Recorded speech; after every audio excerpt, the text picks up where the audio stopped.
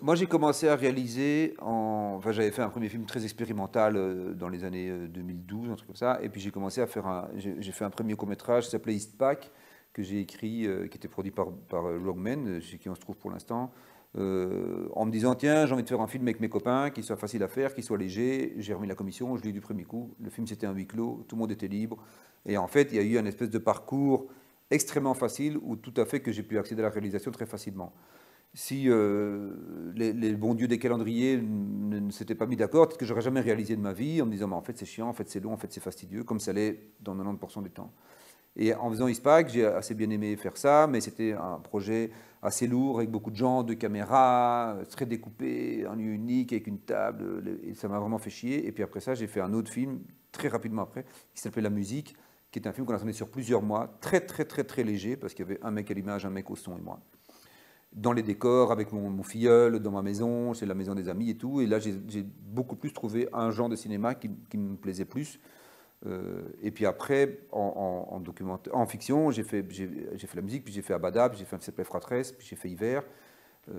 Et maintenant, là, je prépare mon long métrage que je vais commencer à tourner dans un mois, où j'essaye vraiment au maximum de garder une structure très, très, très, très, très légère, où on soit le moins possible sur le plateau, le moins possible en prépa, le moins possible, voilà. Donc on a une équipe où on est une quinzaine de personnes. Après, c'est parce que j'ai un cinéma naturaliste qui permet de faire ça. Si je voulais faire un film d'époque, je ne pourrais pas, quoi. Et à côté de la fiction, j'ai vraiment le travail documentaire, où là, j'ai fait le Belgium 20 sur le confinement, les arbres, la prison. Et là, je suis en train de monter aussi, enfin, par à coup, un film sur le 150e anniversaire du pèlerinage de Lourdes, où j'ai été filmé Lourdes pendant 3-4 jours, autour du 15 août, la fête de la Vierge. Voilà, et qui est aussi un film beaucoup plus méditatif, comme le sont mes courts-métrages, qui sont quand même vraiment des objets très, très, très à part, et où j'essaie de sauvegarder ça, mais qui, eux, se baladent très peu en festival. Il n'y a pas d'achat télé, c'est des films beaucoup, beaucoup trop... C'est des objets, quoi, que ça marche pas très bien. Je m'en fous, c'est vraiment pas très grave, mais c'est comme ça. Moi, ça me va, je suis tout seul, je découvre des espaces, je découvre des gens, que ce soit arbres, enfin, c'était super. Donc, en fait, le documentaire me permet d'aller de nouveau en contact avec le monde, chose que la fiction, c'est beaucoup plus compliqué. On privatise tout, les décors, enfin, je veux dire, voilà, on est quand même moins en contact avec le monde qu'on est en fiction. Et à côté de ça, mon premier métier que je continue à pratiquer, c'est comédien, mais je deviens de plus en plus réalisateur, ça devient vraiment ça mon métier maintenant. Ben, en fait, il y a vraiment les docus, les fictions qui ont pas grand-chose à voir à proprement parler. Ben, déjà parce que les docus, c'est moi qui les cadre toujours. Un peu parce que ça s'est mis comme ça, et c'est compliqué sur un documentaire d'avoir quelqu'un au long cours pendant des mois et des mois. Parce que j'avais fait d'abord un premier sur le confinement, où j'étais tout seul, c'était plus facile. Les arbres, j'étais tout seul, c'était beaucoup plus facile, parce que j'étais dans le fin fond des forêts ardennaises. Et puis là, j'ai fait un documentaire sur la prison, c'était aussi plus facile. Et dans la fiction, voilà, dans la fiction, par contre, c'est un peu plus compliqué de travailler tout seul, voilà, avec des équipes. Mais il n'y a pas vraiment entre mes documents et mes fictions, il n'y a pas beaucoup de ponts à proprement parler, quoi. C'est vraiment des univers très très différents, des autres approches, des autres dynamiques. Ouais.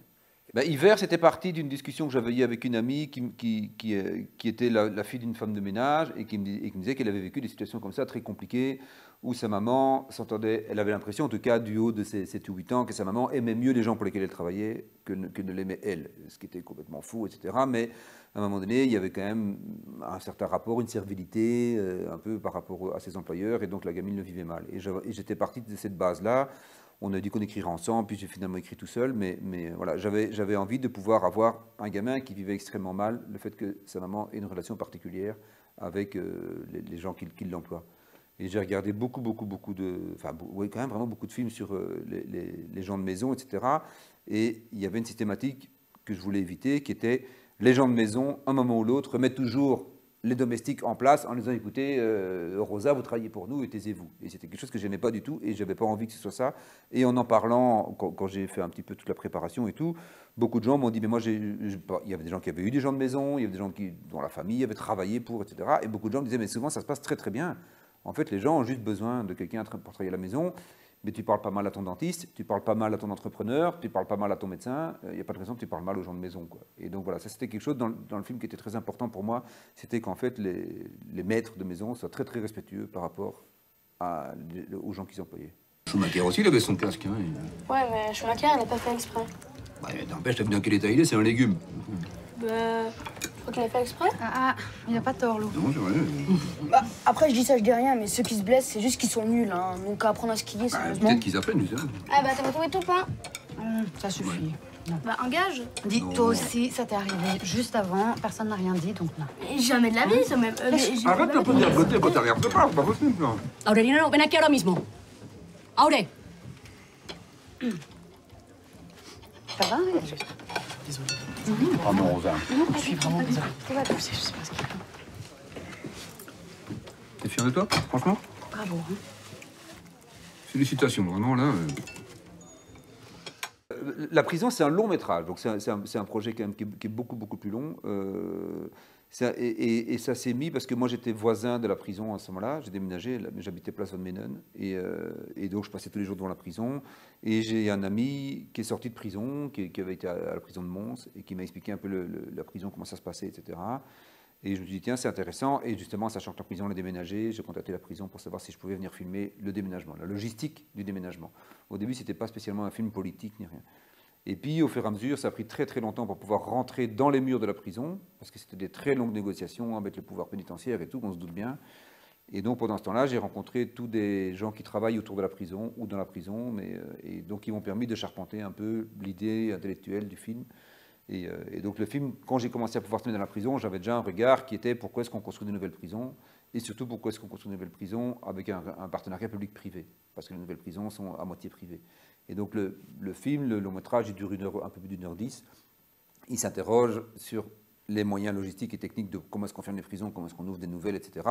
Mais pourquoi est-ce qu'on construit de nouvelles prisons, et qui est-ce qu'on a consulté, en fait, parce que personne n'était consulté. On fait des prisons ultramodernes qui ont beaucoup de problèmes de jeunesse, mais néanmoins, il faut des nouvelles prisons parce que les anciennes sont insalubres. Et donc, j'essaye d'avoir le maximum d'avis divergents, convergents sur les questions de la prison, parce que c'est un problème énorme, quoi. Le problème carcéral, 95%, 99% de la population n'en a rien à foutre, n'en sait rien du tout. Tout le monde se dit, de toute façon, je n'irai pas en prison. Mais néanmoins, c'est un énorme problème parce que ça fabrique des individus dangereux. La prison, en fait, fabrique des monstres, quoi. Donc voilà, on est tous payants finalement du fait que la prison soit mal gérée. Dans cette future salle de sport, l'heure est à l'inauguration après 4 ans de travaux. Aaron remplacera les prisons de Berkendal, Forêt, Saint-Gilles, insalubres.